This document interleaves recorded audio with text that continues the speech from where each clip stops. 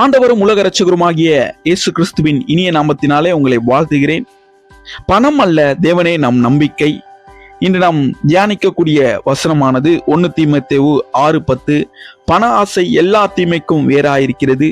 சிலர் அதை இச்சித்து விசுவாசத்தை விட்டு வழுவி அநேக வேதனைகளால் தங்களை உருவ குத்திக் கொள்கிறார்கள்.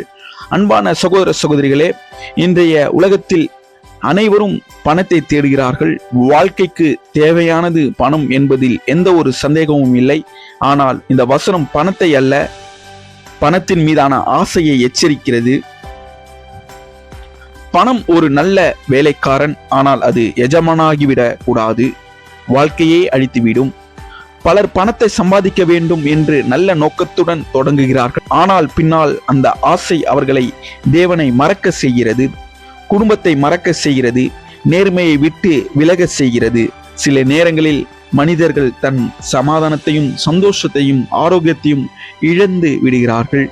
இயேசு கிறிஸ்து மனுஷன் உலகமெல்லாம் ஆதாயப்படுத்தி கொண்டால் தன் ஆத்மாவை நஷ்டப்படுத்தினால் அவனுக்கு என்ன பலன் என்று கேட்கிறார்.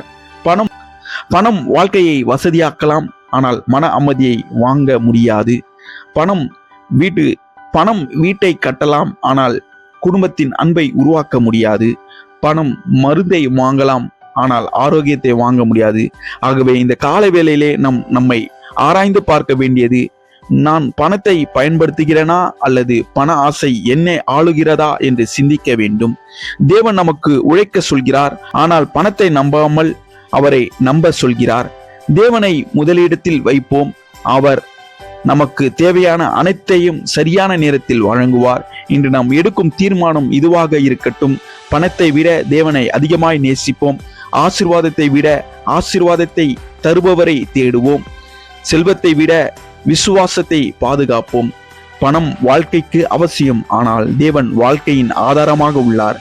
கர்த்தர் உங்களை இந்த நல்ல நாளிலும் சமாதானத்துடன் ஆசீர்வாதத்துடன் வழிநடத்துவாராக. God bless you.